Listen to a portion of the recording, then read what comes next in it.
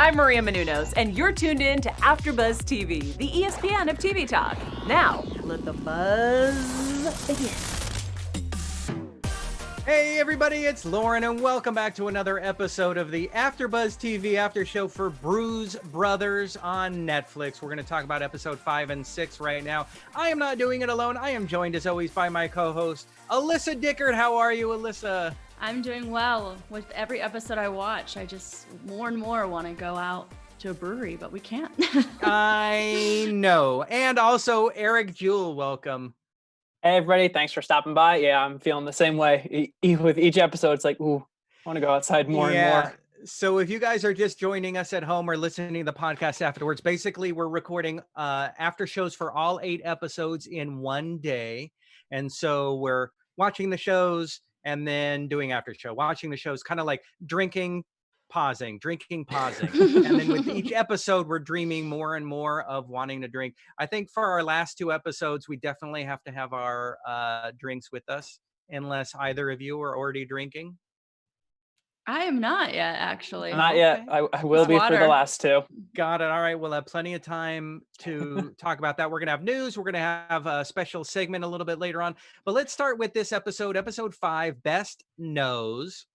There's a beer smelling competition.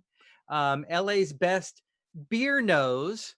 And we got it. This is an Adam heavy episode. Mm-hmm. Yes, it was. Mm-hmm. Adam falling in love, Adam being really nice, and Adam losing his sense of smell. Alyssa, is there any one of those you want to start with? We've got a melange of Adamness.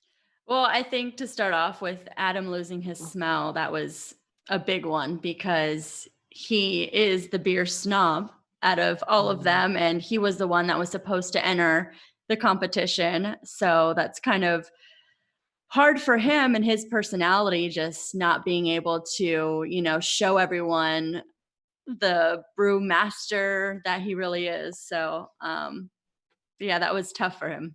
Yeah.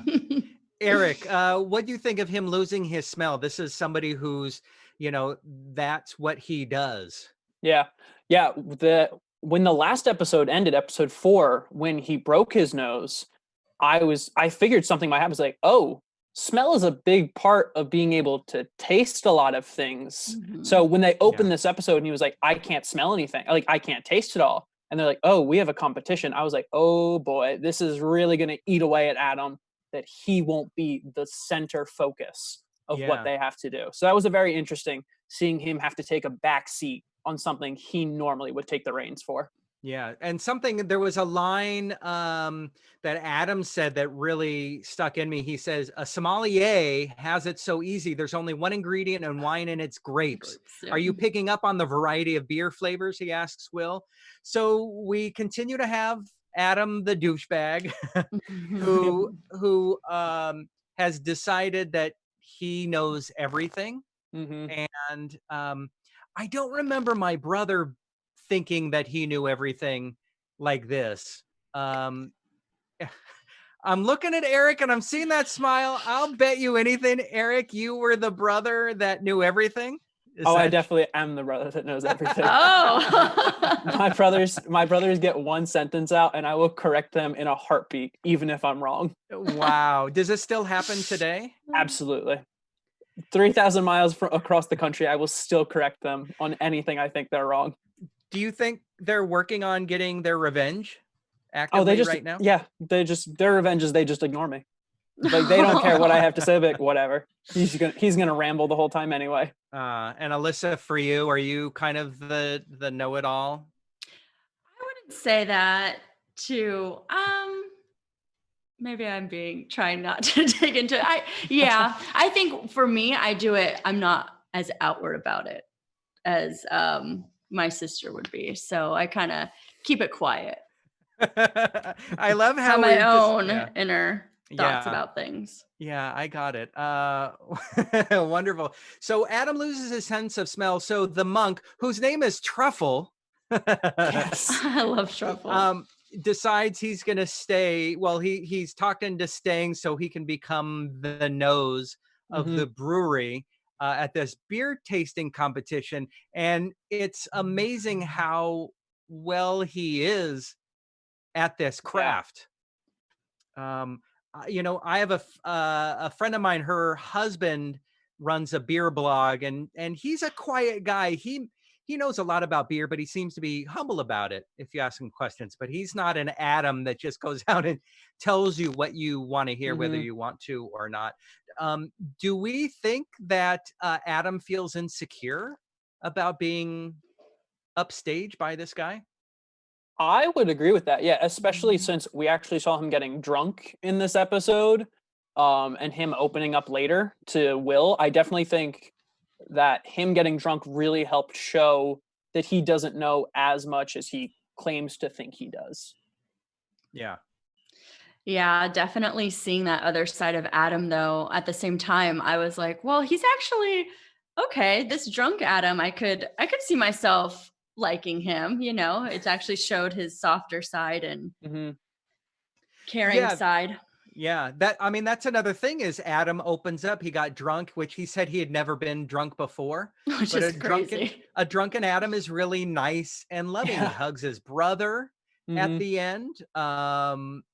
So do we think, and what seemed interesting, Adam didn't wake up angry that he was nice. I don't think he remembered anything.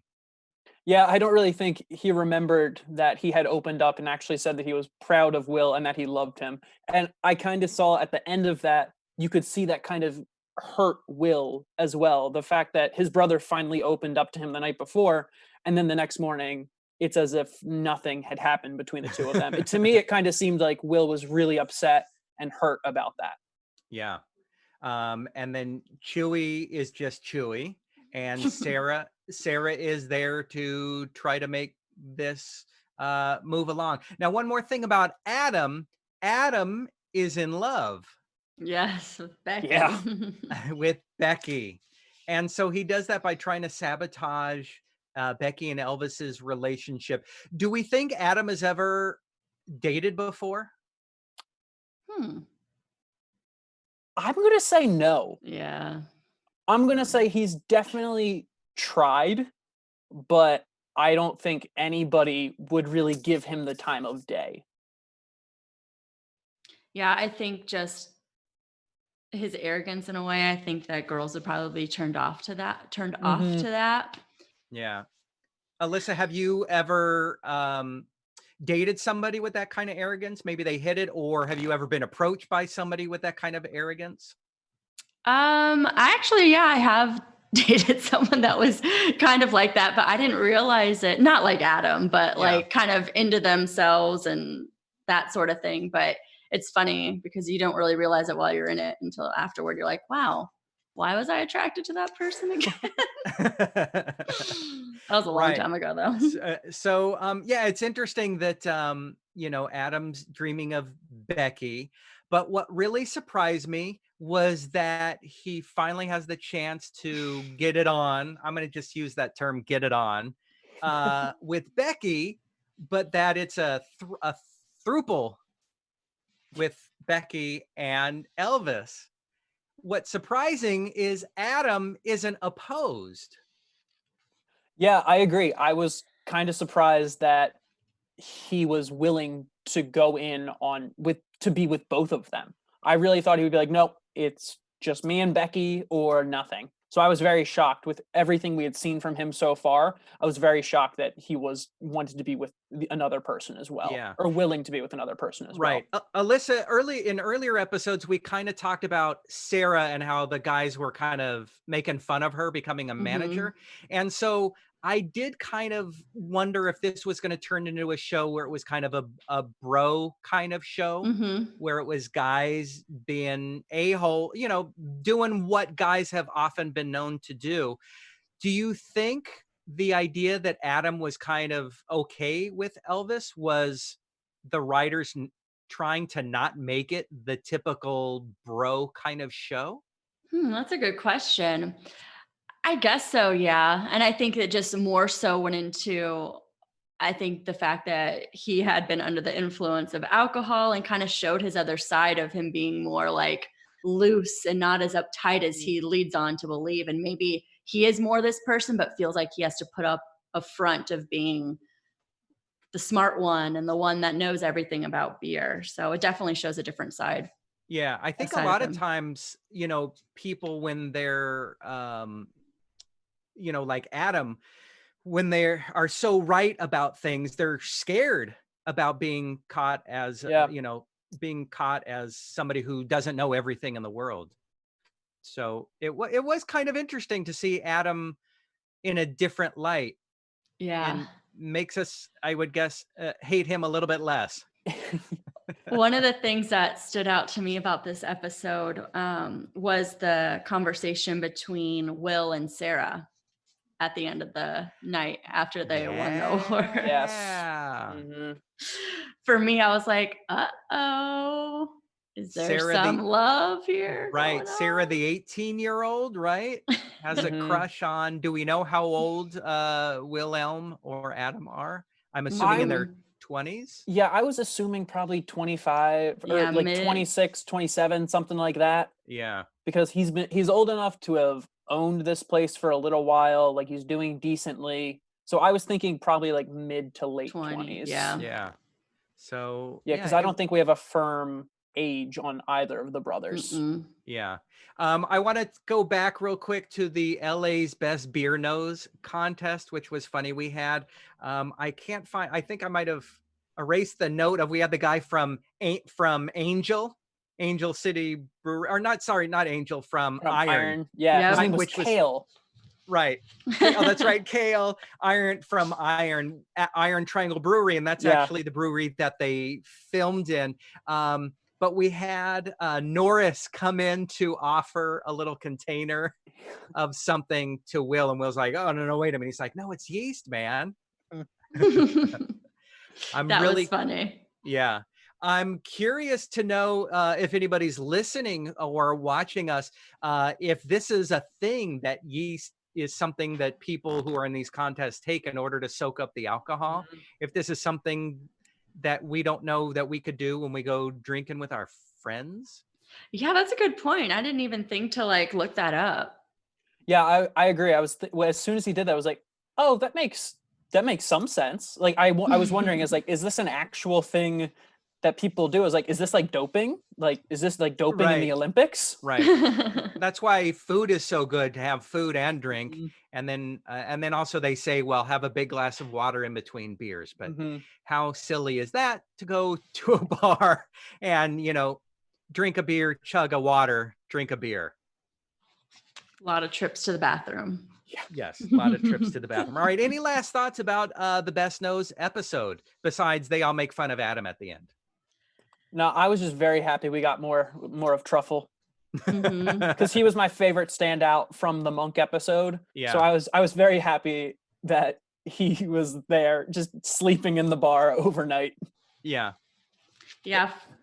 There's a line, Eric and Alyssa, when we go out drinking, there's a line I'm going to give to you, Eric. Look at that Cicerone drinking the Bud Light. I completely The thought of you. So that's going to be awesome. All right. So that's our episode 5. Let's move on to episode 6. Lazlo Suna, right? Yes, Mhm. Suna. The Picasso of dildos. So I was wondering if we were going to go back to that store. Yeah, me too. Right. And so that's the high end, what is it? The high end porno shop for of celebrities. erotica. For erotica next door. And basically Lazlo, do either of you notice a similarity between Lazlo and Adam? They both seem like they know more than anybody else in the room about what they're talking about. Yeah. Mm-hmm. If Lazlo was a reoccurring character, would you mistake would you call him kind of a douchebag like Adam? Possibly, depending on how often they use him. Like, since he just showed up in this episode so far, I was like, no, like he's fine, like a one-time character like that. But we only have 2 episodes left of the series. If he shows up in both of those episodes, I think I might get a little tired of seeing him again like that. Alyssa, what about you? It was probably nice for Adam to finally have someone that he can relate to, since he's always the one that everyone is like going against. But I think having two Adams would be too much with everything else that goes on. Yeah, and I didn't think Lazlo was at the level of Adam. Like he was kind of like a funny know-it-all, but he loved his craft. I think the difference is Adam is a douchebag to other people. Yeah, I agree with you on that. Lazlo is just kind of, he loves what he does. Yeah, I agree with you. So there's a big difference in that. And so the other purpose of why we meet Lazlo, besides being a craftsman of dildos, is we meet Sabrina Klubach, who's a distributor who comes to the bar. She was there at the smelling contest and basically says, Cole Harris is okay, but if you really want to distribute your beer, you need to talk to me. And that sets up the cans versus bottles dilemma. Either, oh my God, the whole thing of Will and or Adam saying beer terms that to other people, a guy in a wheelchair. Oh my goodness. I know.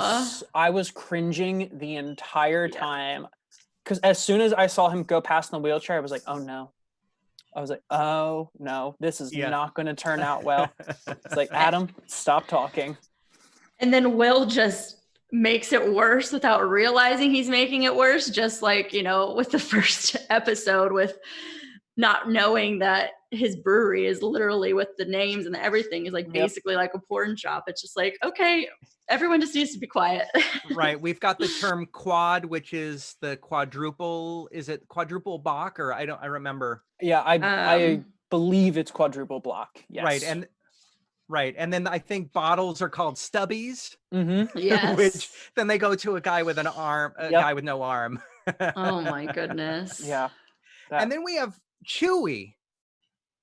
What's going on with Chewy? He's got this condition. Yeah, I was wondering that as well. This episode to me was probably the weakest episode of the show so far.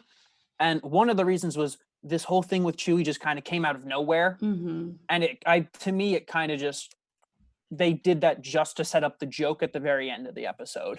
Yeah. Yeah. So we've always seen Chewy as the guy who has plenty of weird, awkward, uncomfortable things to say. We haven't learned any of his other side hustles. Yeah, been waiting. I've been hoping like they would reveal a few of them like per episode, but we hadn't seen them in like a little bit ever since he was doing like that tech service like through his phone. Like, oh, that's not covered by our Apple Care.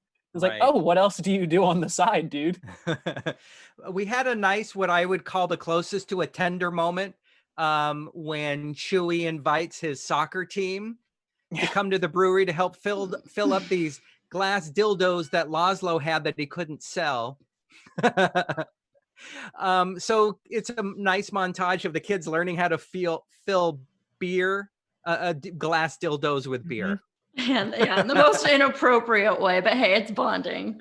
Yeah, but when Chewy was like, I'll bring around like my soccer pals, I was like, those are not going to be adults. But the touch for me, the touch for me were the orange wedges. Yes, I was I remember playing soccer out here and getting those orange wedges, and that was.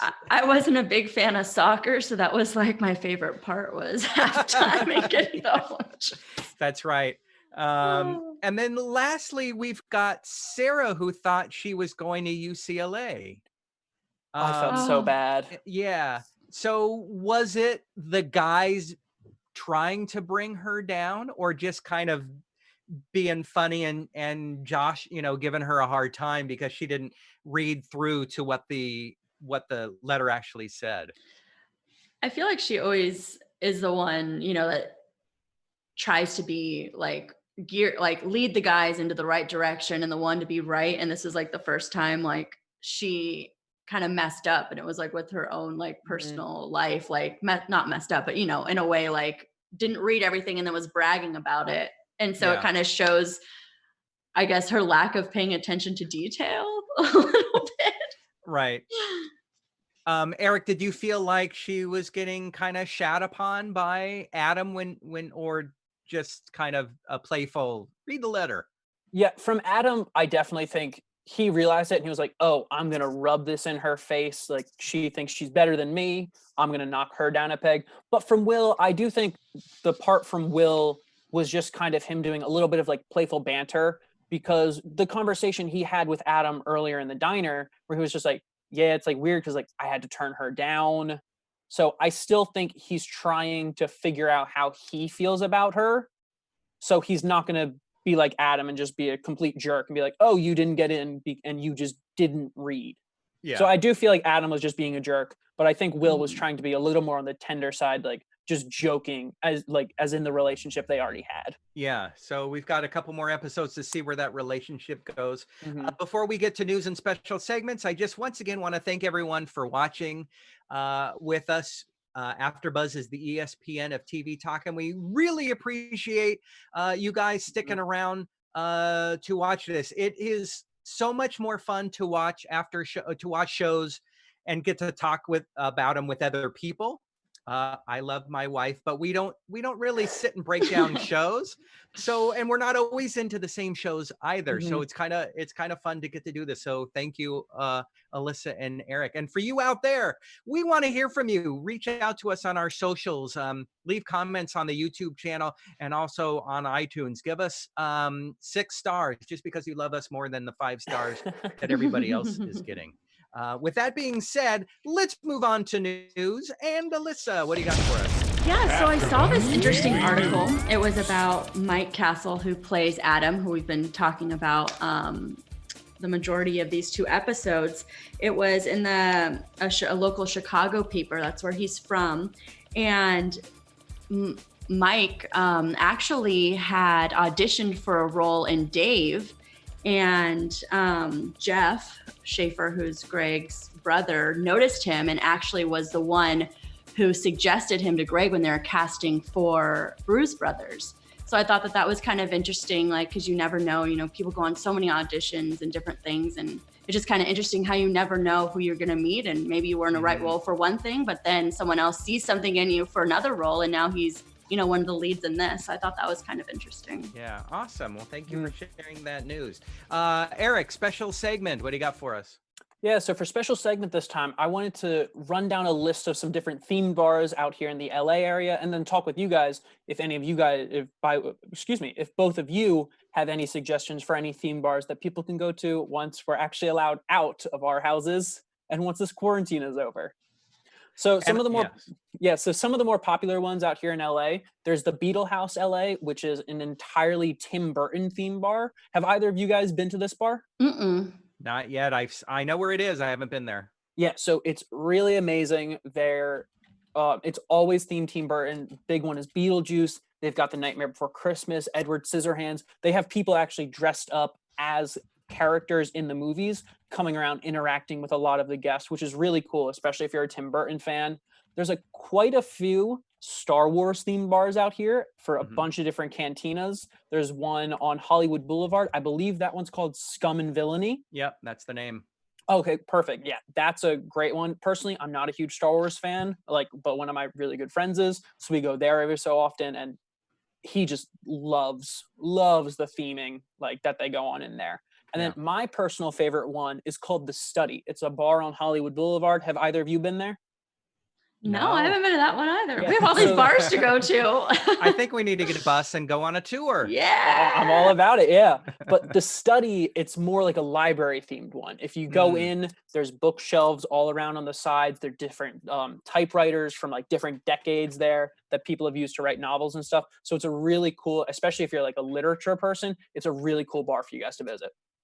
Awesome. Actually, now that you mention it, I think I might have been there. I might have gone there before. Now there's a bar in downtown I think it's called the Library. That's kind of the same similar idea. They have very similar vibes about them. Yeah. So yeah, definitely Scum and Villainy. Alyssa, were there any theme bars that you love?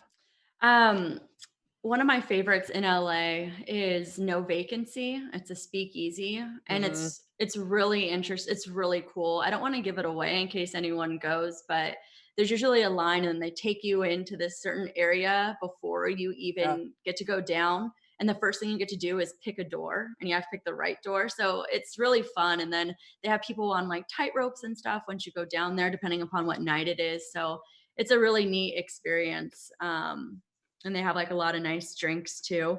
And this is a bar that I've been to if you're ever in Minneapolis, Minnesota. But it's so cool. It's called Betty Danger's Country Club. And there's a Ferris wheel, and you can eat and drink on it.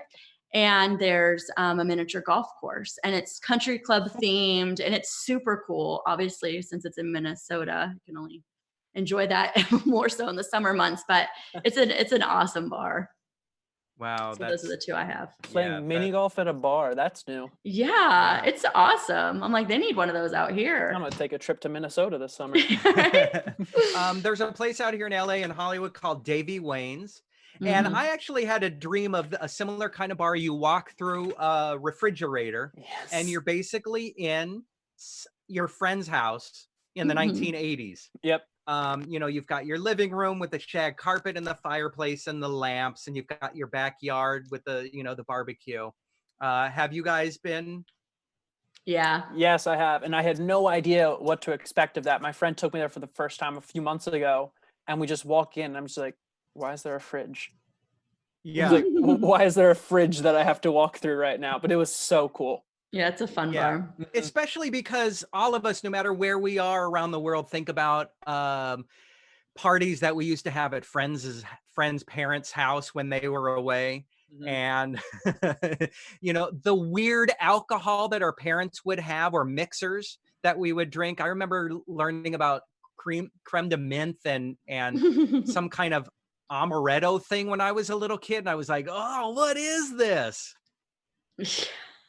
Yeah, that bar is definitely like a good throwback. Good Good throwback. All right. So that is our coverage of 5 and 6. Before we go, where, Alyssa, can people find you online? Yeah, they can find me just at Alyssa Dicker on Twitter and Instagram. All right, Eric. Yeah, you guys can follow me on Twitter at EricJewel11. Let me know, what are some of your favorite bars out here in LA? Cool. And you can find me on Instagram at Lauren Kling, LorenKling.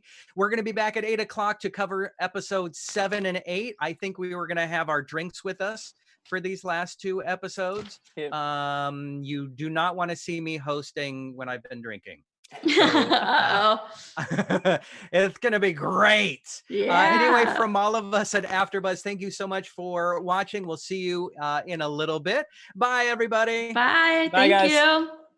Our founder, Kevin Undergaro, and me, Maria Menounos, would like to thank you for tuning in to AfterBuzz TV. Remember, we're not just the first, we're the biggest in the world, and we're the only destination for all your favorite TV shows. Whatever you crave, we've got it. So go to AfterBuzzTV.com and check out our lineup. Buzz you later. The views expressed herein are those of the hosts only and do not necessarily reflect the views of AfterBuzz TV or its owners or principals.